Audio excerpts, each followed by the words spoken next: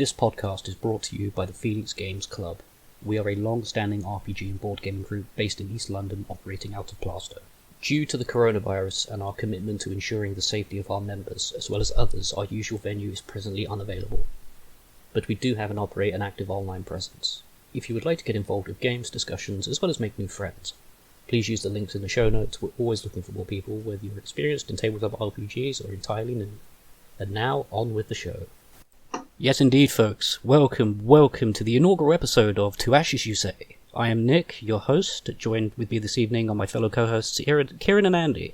Hello, friends. Hello. Hello. So, as members of the Phoenix Games Club, we are a long-standing RPG and board gaming community. Our present chairman, Kieran, if you could describe the club for us.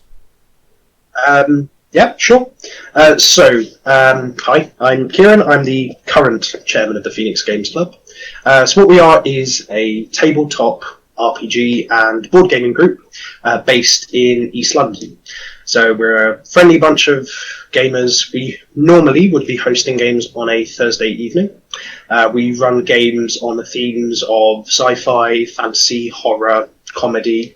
In addition, we also do card games and board games, so with a lot of systems, a lot of us will either play it or run it. Excellent. And Andy, if you could tell us a bit about yourself and what you do. So I'm the treasurer of the club. Unsurprisingly, that means I handle the ingoings and outgoings of the club. So I kind of describe myself as a little bit like a dragon. I'm just sitting on it and meeting out what needs to come in and what needs to go out. Otherwise, obviously, I'm a big role player. That's why I'm here. I'm also a card game player and pretty far down the geek hole as things go. Excellent. And as before, my name is Nick. I'm 29. I've been playing RPGs for over half my life now, about 16 years or so. I first began with Advanced Dungeons & Dragons 2.0, and we'll be getting into our history of RPGs a little bit later into the show. But first, I would like to open up discussion in the way that we run our games, which is fairly novel in terms of most RPG clubs that I've been to or associated with in the past. So, Kieran, if you could describe the cycle system for us. That's no problem. So in every year, we divide up into 5 cycles. So most cycles consist of a 6-week and a 4-week. So these basically you'd have a game that runs for 6 weeks, and then another game that would run for 4 weeks afterwards. There are 2 exceptions to this, which is when we have our club AGM in the first cycle of the year, and our Geekathon, which is our annual geeky quiz, which happens in the 5th cycle of the year. So we have a variety of different games that will run in each of these cycles with different people stepping up to run games. So in terms of, given that we run games in a cycle system, how has that benefited people in terms of time commitment and being able to tell a good story? I think it helps a lot, because I tend to find that if you're running a continuous campaign, it needs a lot of effort to make sure that the campaign continues moving forward. So I like the cycle system because it allows you to do more than a one-shot, the likes of which you'd have at a convention, but it still has a definite time frame that you can work within. So you can have a good beginning, middle, and end within that. Some systems work well in longer games, so sort of the 6-weekers. Others work better in 4-week games. So, for example, Paranoia, you would probably struggle to stretch out to 6 weeks, but a 4-week or even one of the 2 3-week game slots we have in the year would probably be a good fit. One thing it's also good for is it gives people a range of games, and they can be more willing to try out something they're not normally used to, without having to commit to a long-form campaign. Yeah, that's one of my favourite things about the system, actually. That it gives me a lot of range to host games that I otherwise would not host, or play games that I otherwise would not play. No, it's very true. I mean, it's a very good system if you're just beginning as a GM, because it gives you the ability. If you've got just a 3-week or 4-week game slot, there's less that you need to prepare, and it also means that if for example you don't enjoy running that particular system or playing that particular system, it means you know it relatively quickly, and you're not locked into a long campaign. It also helps with timekeeping as well. Keeping to like a schedule, because there's only so much of a plot you can do over those 3 weeks. So you sort of need to make sure you can push, like, not so much push people along, but keep the kind of narrative within those sort of boundaries. Indeed. So, so the first thing I wanted to do with you guys this evening is just talk about our history with RPGs specifically. And in particular the first characters, and from that the first systems we ever played. So I have 2 characters I'd like to share with you. The first being Malachi, a necromancer, and the second being a noble paladin. It is the only time I've ever played a paladin. What about you guys? What do you have? So I have got the first time I ever played wasn't the first system I ran. So the first system I played was Vampire the Requiem from Chronicles of Darkness. So I played Lord Raphael Cavalan, who was the Deva. So very fun, very social characters, quite different from D&D. So I feel like compared to you guys, my characters are a little more, shall we say, crass.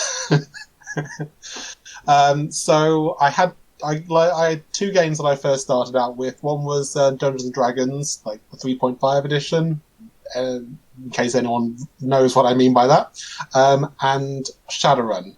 I'm not really going to talk about the Dungeons and Dragons one, because she spent most of it trying to kill the party unsuccessfully, and it wasn't a particularly good story. I was very new to role-playing. The other one, though, for Shadowrun, I'll be able to talk for ages about, because the kind of group dynamic made it work. Excellent. So, my first character, Malachi, this is a very short and sweet story, because he did not last long. His backstory, from what I remember, I believe I was about 13 when I made this character. And it was my first ever character that I rolled up myself. And, because I'm edgy and necromancers are edgy, I thought I'm going to play a necromancer. However, I didn't realise just how not good necromancers are in 2nd edition AD&D. It did not help that my stats were abysmal. So, if I remember correctly, I didn't have a single stat over 12, which is already not good. So, a strong gust of wind could knock you over. Yeah, I didn't. Stats at the time, we were doing 3d6 in order, which wasn't helpful for this character, given that he ended up with a modifier of -1 on his charisma, and fortunately he rolled a 12 on his intelligence, so he at least had 1 extra spell to pick. But that was about it. My hit points were a grand total of 1. I rolled a 2 on the d4, but because of the -1 it became 1, and the spells I took were Chill Touch and Sleep. I was very adamant about wanting to use a spear as my weapon, because I had a very clever idea that my 13-year-old brain thought was a very cool idea. Unfortunately, I couldn't do that because I was a mage, so I decided to take a quarterstaff and whittle it down into something like a spear, which was allowed. So I think it's very interesting, sort of the differences between sort of all the different editions of D&D. Because a lot of people sort of nowadays begin their systems on sort of 5th edition, which is a lot more player-friendly than I've heard 2nd edition is. Well, I mean, the earlier games, when you look at it now, they are a lot more chaotic, I think, in terms of, and very, very stringent in the way things are meant to be played out, which is not so much true anymore. But, so I've heard it said before that with 2nd edition, you shouldn't care massively about doing stuff with your character until you hit a certain level, because that's the point that you're probably going to survive. That's true. The important thing to remember about AD&D, at least, when it comes to the power of mages, is they really don't get very good until you hit around level 5. And then suddenly the power dynamic with a fighter, for instance, begins to change quite rapidly. But at the beginning, they are as squishy can get. So Malachi, as I said, I wanted to use a spear, but I couldn't, so I went quarterstaff, filed down to a point. And my entire strategy to use was I was going to cast Sleep at an enemy, and when they are asleep, I am going to stab them in the neck, such that they die. And Malachi, one way to do it. It is one way to do it. It didn't quite work, though.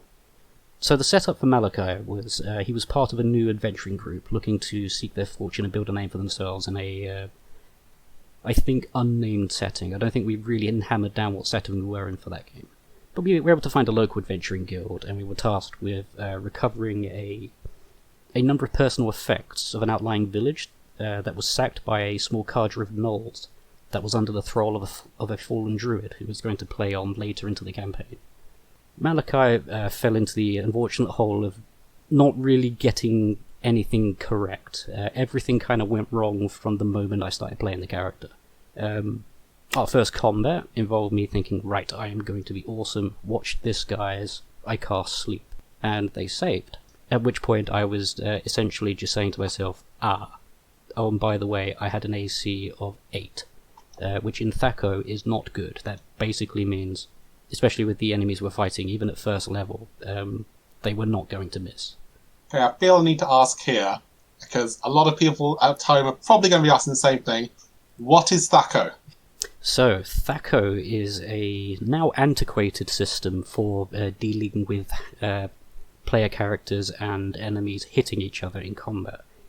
It was actually there's a bit of interesting history about Thaco, actually, in that it was meant to be an internal averaging system rather than a system for attacking that became opened up in the way it did in 1st and 2nd edition D&D. It was abandoned in 3rd Ed, as I'm sure everybody knows that plays RPGs at least. But the way it works, effectively, is, depending on your class, you're going to have a base Thaco, which is calculated based on the level or the hit dice, depending on the class. But for the most part, it's usually hit dice, especially for weaker classes. I believe heavily martial classes go based on their level rather than hit dice. And sorry, go ahead. No, I was just going to say, so you say that it's to hit AC 0. Yes. So I'm guessing with a lot of people, they're used to AC being higher is better. So I take it that in 2nd edition, lower armor classes were what you wanted. Yeah, so in essence, because Thaco was originally designed to be an averaging system, it always assumes, before you do the calculations, that you are hitting something with an AC of 0. And rather than it being from 0 being the absolute lowest, 0 is actually straight in the middle. And it will range from -10, which is the best armor class that you could have, all the way up to +10, which is the worst. And if you had an armor class of 10, you were going to get hit basically in every possible roll apart from a natural 1. So what we do, the way it's calculated, is a bit counterintuitive, but it is quite easy to, once you get the idea of it, it's quite a bit easier to grasp. But essentially what you have is your base Thaco, which, for instance, let's say I have a Thaco of 12. It would mean that for me to hit an enemy with an armor class of 0, I would need to roll between 12 and 20 on my d20. And if the enemy has an armor class that is not 12, that is not of that number, let's say maybe it's 6, then all I do is take my Thaco, their AC, and combine the numbers.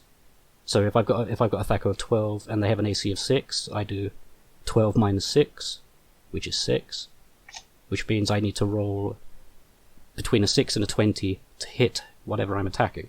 Does that make sense? I'll be honest, I'm very glad I never had to learn it. It is very annoying to learn, but once you get it, it's easy to pick up. In fact, it was such a problem for the players that they ended up bringing out tables that basically just spelled it out for you, which made things a lot easier. But then they realised, this is not very good. We're going to fix it and make it better. There's a lot of unnecessary mathematics in it, I think. And then it went into the 3rd edition, where everything was sort of more standardised compared to things like 5th edition, where you've got higher AC being better, and sort of you roll your d20, add your modifiers to hit, and you need to meet that AC rather than going backwards. Yes, way better. But yeah, I mean, back in the day, that's all we had. We had Thaco, and we had to live with it. So yeah, with Malachi, he missed his. They saved against his spell to sleep them. At which point I realised I'm done. Their turn came around. I was hit immediately, and I lost. If I remember correctly, I think they hit me and dealt me 5 damage, which was 5 times my maximum hit points, which meant I was dead. There was no saves. There was no like roll against to stabilize or anything. I was just dead. Good day, sir. The book was closed. Was that the first session? That was the first session, the first combat. Had such a long and prosperous adventuring career before them. Yes, he did. I had a great image in my mind of Malachi becoming this insane behemoth of a necromancer that could summon all sorts of eldritch horrors and win the day. But no, he lost on his first combat. Don't worry, we'll be getting onto eldritch horrors later. Yes. So, Kieran, tell us about your vampire. Yes. So, I'd run a lot of. Well, I say I'd run a lot of. I'd run 5th edition D&D for around a year when I met the illustrious Andy, who is joining us tonight, and hearing all of these wacky and wondrous stories about the things that his vampire got up to, I was going to say coerced, but I think sort of tempted, beguiled into coming to the club.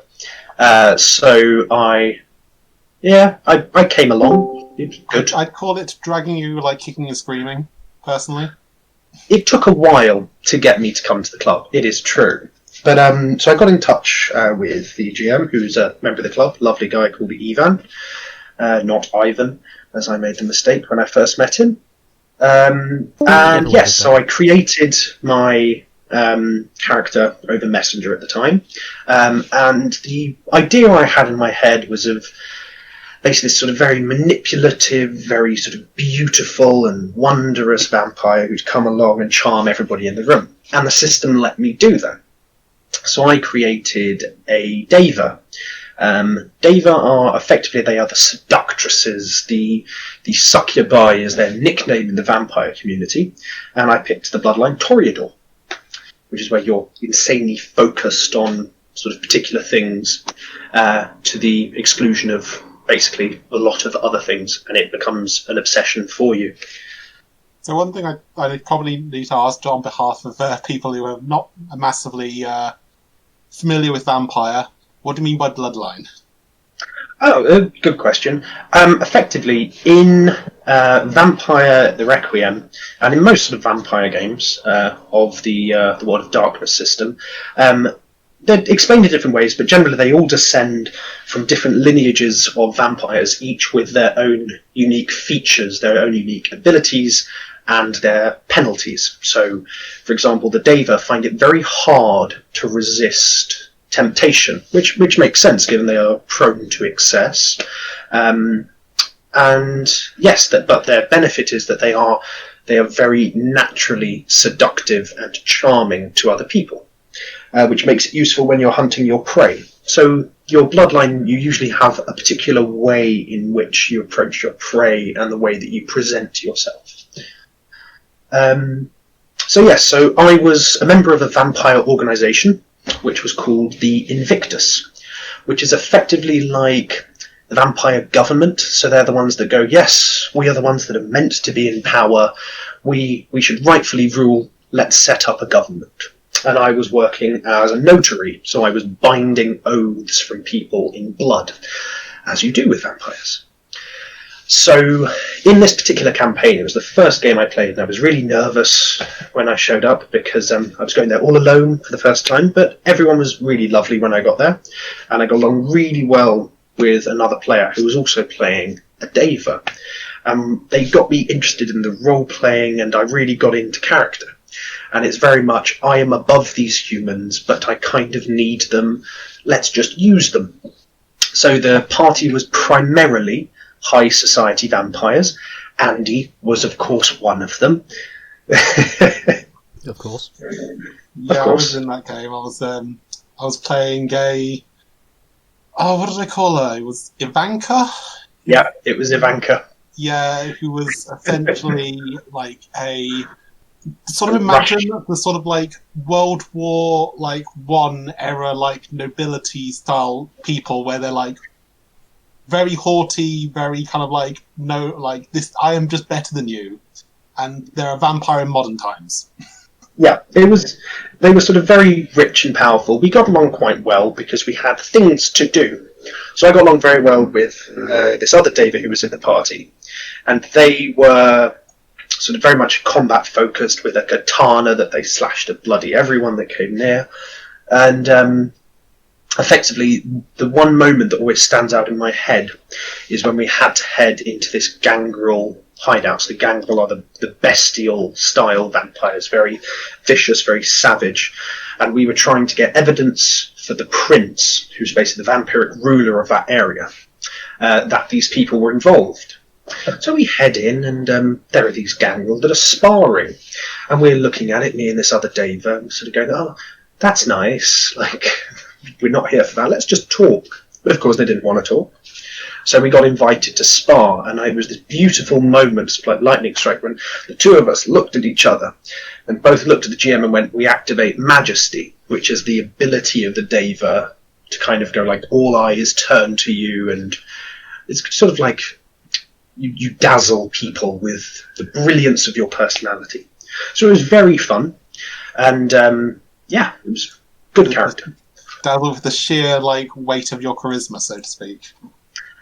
Yeah, so it's kind of like you're pushing your personality into the room, and other people respond, like they all turn and look at you, which was very fun.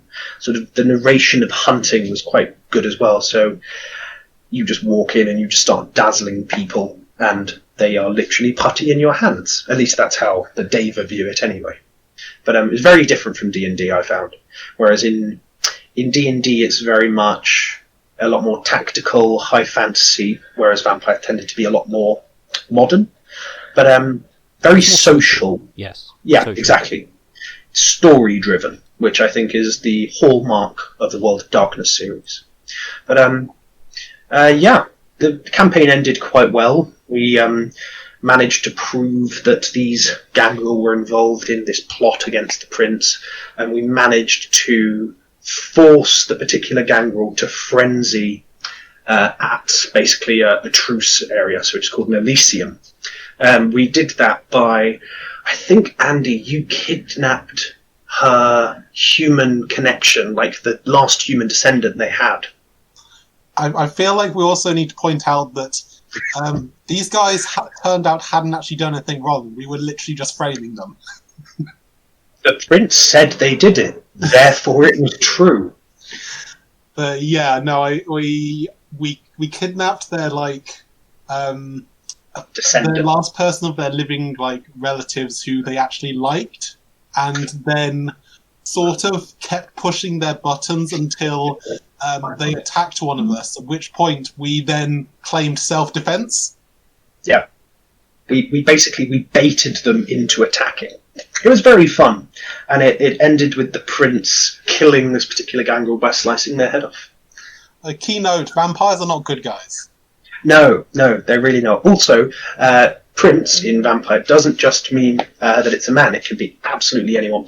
So it's just the term in vampiric society that's given to them. So yeah, it was very fun, and we all knew that the bishop, the head of the sanctified, the vampire church, was totally controlling the prince somehow, but you can't prove that or you'll get killed. But yeah, that was my character. Very, very fun, a very good departure from my experience of running D&D. And still alive? In theory. I think so. I mean, they are In vampires, theory, yes. so... They are vampires, who knows? If they ever come knocking at my door, run. Well, it sounds like you had a better run than Malachi did. So, Andy. Okay, well, let's talk about the wonders that was Kusanagi, which was my first Shadowrun character. So, I guess I'll start with a bit of a background. So, I've been role-playing since, I want to say, 2008. Okay. And how essentially I was first starting uni, and they had this local society called the Myth Society, and they were running role-playing games throughout most days of the week. And so I joined one of them, and it was Shadowrun. Now, what Shadowrun is kind of think of D&D, and then kind of move it into the sort of cyberpunk era future. So there are still orcs, there are still trolls, there are still elves, there are dwarves, but there is like cyber technology. There's the Matrix, like as in that Matrix, yes. There's kind of like robot drones. Dragons are around, only they don't sit upon hordes of gold. They sit upon hordes of shares. So they're business tokens. You're then playing these people called Shadowrunners, who are like deniable assets hired by corporations to do corporate espionage. Now, the Kusanagi, which was the name of my character, very much fell prey to what a term I like to call player one syndrome, which is what tends to happen when people like me. Yeah. No, I know exactly what you mean. It tends to happen quite a lot. Yeah, so I guess I'll explain it. So it's when people tend to come into role playing for the very first time from single player RPGs such as like Dragon Age, Mass Effect, like even older Neverwinter Nights, and where in these stories you are player one. As far as the game is concerned, it doesn't care how you are acting. Like, you could be a full-on crazy person that stabs everyone the first chance they has. The story will still see you as a hero. Obviously, that doesn't convert well when you start playing with other people, and you are no longer the main character, which was why my first characters were rather, shall we say, psychotic. So, back to the story. Enter Kusanagi, who was what was called in Shadowrun terms a street samurai. These are usually people that are very good close combat. They are very good shooting things. They're the sort of person where when kind of like people start attacking you, they're the ones in the thick of it and the ones who are often the biggest danger, both themselves and to other people. And I pretty much built her all about stabbing people. Unfortunately, that was pretty much the entirety of my character. It was this person in front of me looked like an enemy. I want to stab them. To their benefit, the rest of the party were really good at sort of playing with this, which is why I remember it so well. Because they would go into all these kind of very in-depth plans about how to kind of solve these situations. Like, we need to rob this bank, and usually when the plan starts breaking down and people need to get stabbed, they go, okay, let's just put Kusanagi in the way and she'll stab them. So for example, this did lead to some rather less well-timed situations. So I'll just use one of these as my example. We were on a mission. We had to get information from this person who worked in the corporate office. Right. And the party had kind of done all these things where they were kind of going, okay, so this person has a wife. We can try and blackmail. We need someone to pretend to be the wife. And they kind of go this entire thing. And they ended up, because Kusanagi is the only person that could convincingly look like their wife, they put her in there, put it inside this room, that the guy was going to show up, and he was going to theoretically talk to her and then give some information, and then she was meant to leave. And this was crystalline in they got through the end of this, and at the very last moment while the plan was starting, someone said, "Hang on, they did not tell Kusanagi the plan." Oh dear. So the DM immediately then just says, "Kusanagi, you're in this room. You're not really sure why. Your friends dressed you up. A weird guy's walked in and is trying to kiss you. And me being the kind of super edgy person I was like, gonna stab them." Oh dear, right. Didn't the husband notice when he walked in that his wife suddenly had a sword? So if I remember, I don't think it was a full sword. I think it was like a one of those like short swords that were concealable, because I'd pretty much bought a sword for every single occasion. Oh, did you like carry like a long list of blades on your back? Sounds a little like a 3.5 character I had, where he had concealed weapons everywhere, like elbow blades, knee blades, boot blades, everything. Oh, it's like that scene from Stargate. How many knives have you got? How many do you need? And Ronan's just pulling him out of his hair. Just pull him out of his hair. That's a great scene. Good scene. I believe if you have to ask, it's not enough. That's a good answer, yeah. So the scene you see in all the movies where they sort of like, they're removing all their weapons, then you think they've put them all down, and the person goes, and the rest of them, and they just start pulling out even more weird and wonderful weapons from dubious locations. Yeah, and they're suddenly like pulling flamberges out of nowhere. You're just like, what the hell? It's like something you'd see in a Leslie Nielsen movie. Yeah. Or if you're really good, you can do what Gandalf did and walk in with your walking stick. You wouldn't part an old man from his staff. Oh no. I've actually done that in a game before. But you just this is my walking stick. I need it to walk. Yep. Yeah, I have a similar thing with in one of the Call of Cthulhu games I've been playing. My character has a sword cane. I mean, everyone has a sword cane, Call of Cthulhu, but he has it because he is getting on, primarily. But it is otherwise could be used as a weapon. This is in my Call of Cthulhu game. Indeed. We shall get into that a little bit onto that later. So, what was the ultimate fate of Kusanagi, Andy? So went on a holiday to Hawaii because was that in character or out of character?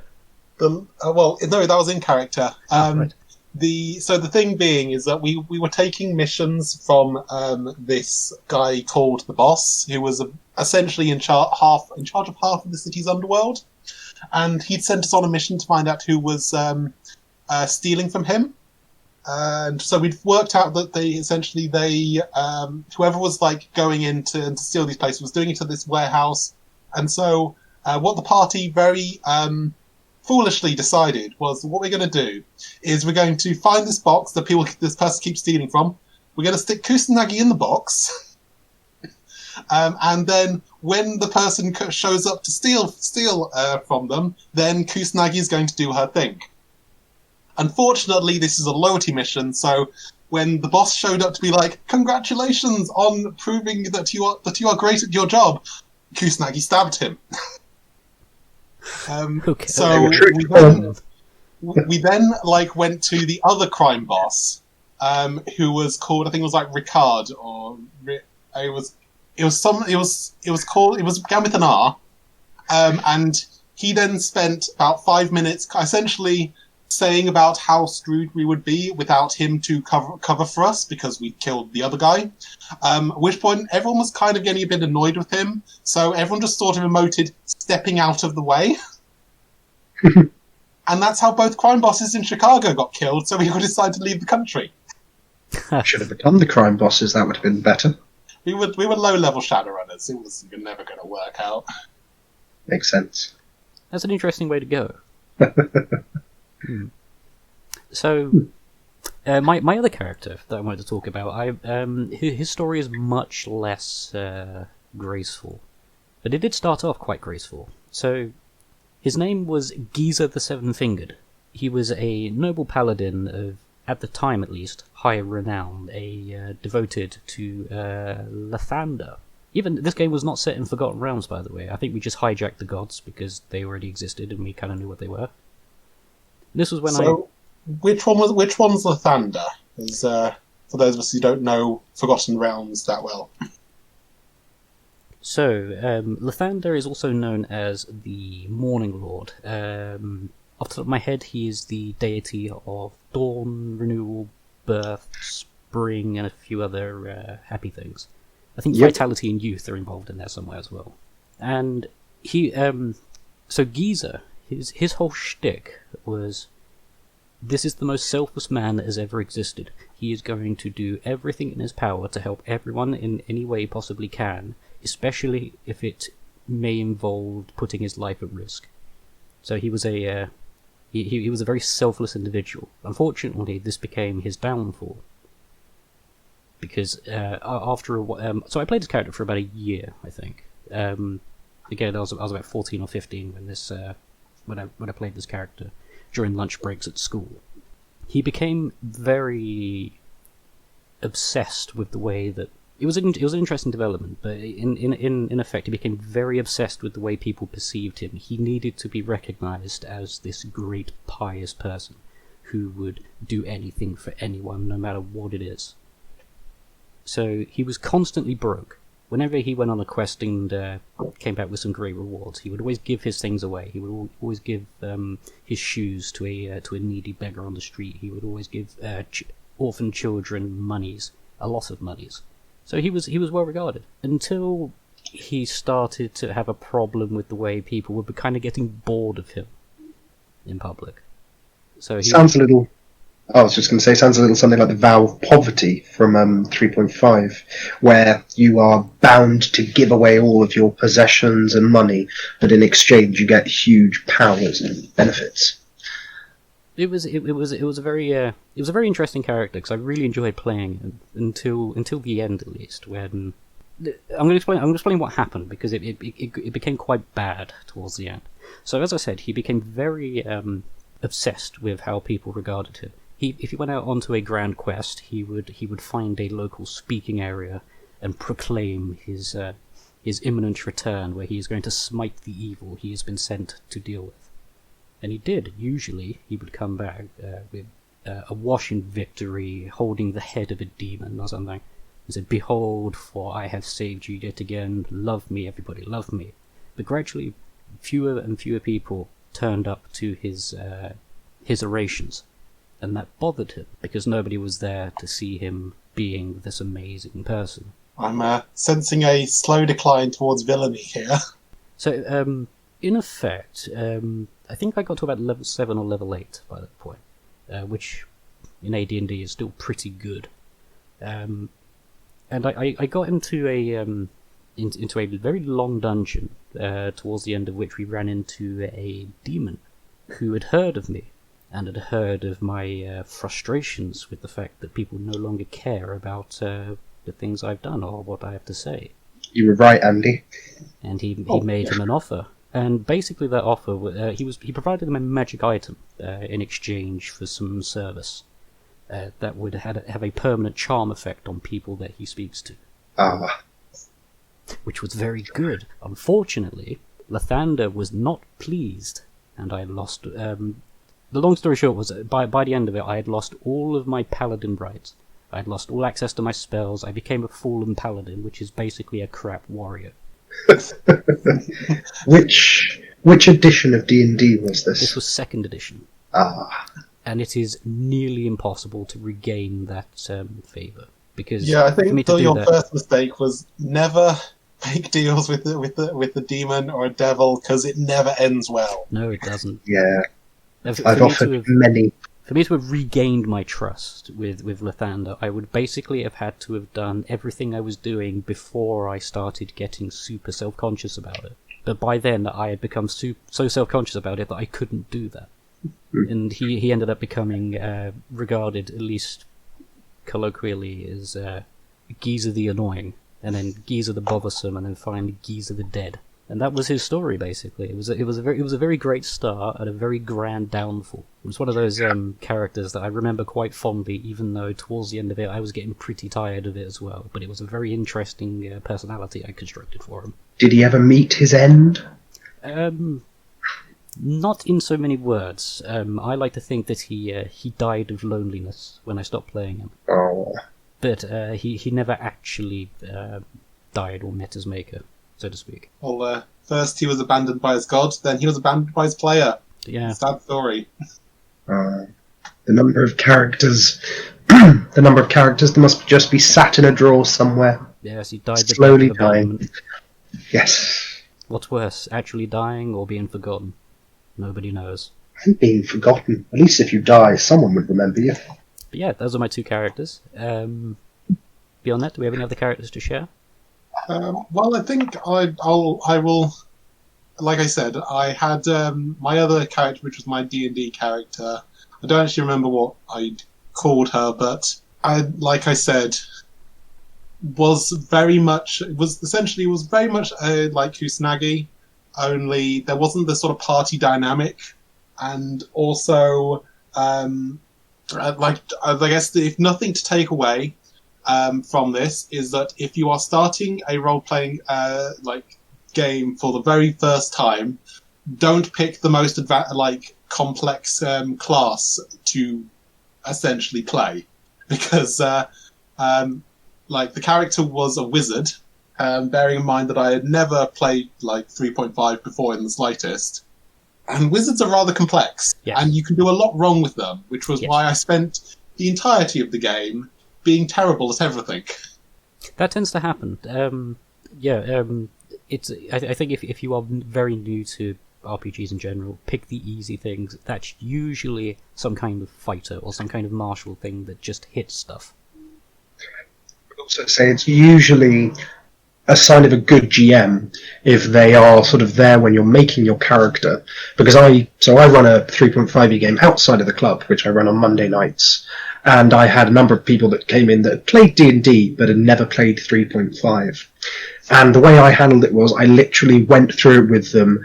I discussed, some people did want to play spellcasters, and I explained that they are a little complex, and then they sort of played. After a few levels, I gave them the ability to rebuild their characters. Because of the complexity of 3.5, you kind of need to, I'm sure as the rest of you know, well, my other hosts, you kind of need to build your character with the end in mind for 3.5. Yes. Yeah. To the benefit of the GM, he did do quite a bit to try and help me with it. It's more of a case of it's more like, I think in the scheme of things, the character kind of I think they fell down a pit and died at one point. I don't actually remember how they died, but I then brought back another wizard, and this time I kind of learned from the last ones, and that one lasted right up until the end of that campaign. Sounds a bit like my Monday game. There was one dungeon they all went into, and the party didn't have a rogue. I think Nick was in the game at this point. Do you remember the Tomb of the Mage King? I do. They were, every time they rounded a corner, it was, yep, there's a pit trap there. Yep, there's a pit trap there. So as you said, they fell down a pit and died. I think it's just transferable. So much. That's true. But we did have the benefit of summoning gods, I believe, to whisk us out of the dungeon. I think that's a discussion for another night. But that was a great session. Yeah, they became your panic button. But you also ended up summoning donkeys from this magic item the party had, and using the donkeys as trap detectors. So they would send them down these corridors, and if the donkey walked back towards you, you knew there wasn't a trap, or at least one that didn't kill the donkey. Eventually they formed a union. I feel like the RSPCA would have something to say about that. It's a good job they don't exist. Indeed. Yes, very much so. Eventually the donkeys got wise, and they'd show up just looking very worried and scared, just knowing something bad's going to happen to them. They did serve us well.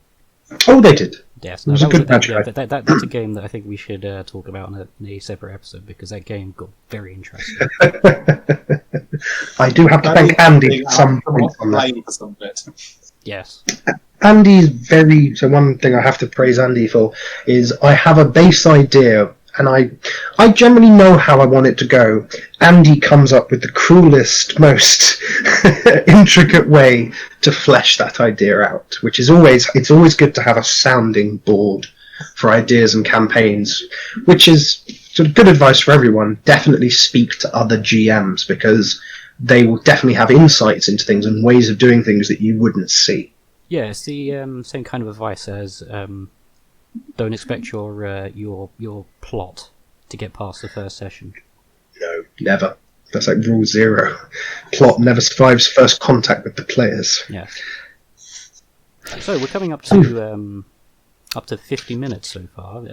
I think we could round up the podcast after this next segment. So let's talk about our upcoming games that we have. So starting next week, somewhat conveniently, we have 2 games beginning. One being run by Kieran, the other being run by a long-time and long-standing member of the club, Tom. So Kieran, for your game first, could you just tell us a bit about it? So the game that I'm running is 1920s Call of Cthulhu. So for those that don't know, you've probably heard of Cthulhu, the great old one. He's quite popular in the media. There's also the new TV series Lovecraft Country, which is based upon H.P. Lovecraft's work. So Call of Cthulhu is a game of sanity and its ultimate loss as you try and face off against eldritch horrors from beyond sanity.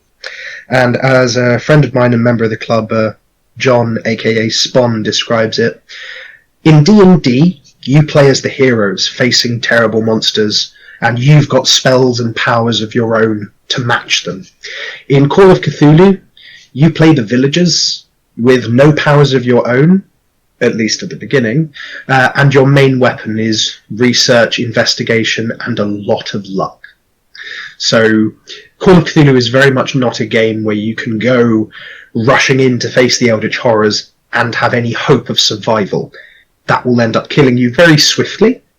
And sanity is a big theme of the game. So if you encounter creatures and horrible monsters of the mythos, it begins eroding at your sanity. Additionally, as you learn more and more about these eldritch abominations and the true mysteries of the universe, you start to lose your sanity as well, as you learn the secrets man was not meant to know. So the game starting next week is going to be Halloween themed, since it is going to be a 6-week game overlapping with a few days before Halloween. And it will centre around the events of Samhain, the pagan festival of All Hallows Eve. And the party will face off against the horrors that writhe in the darkness. So I've got Nick, who's playing in that, a few other people as well. Spawn, who I mentioned previously, is also playing in it, as are a few other members of the club, with some returning faces. Very fun system.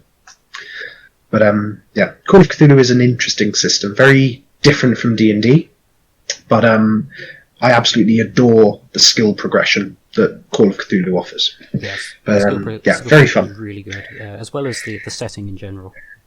Oh yeah, so just to very briefly how it works, in Call of Cthulhu you have loads and loads of different skills, and each skill is presented with a value as a percentage.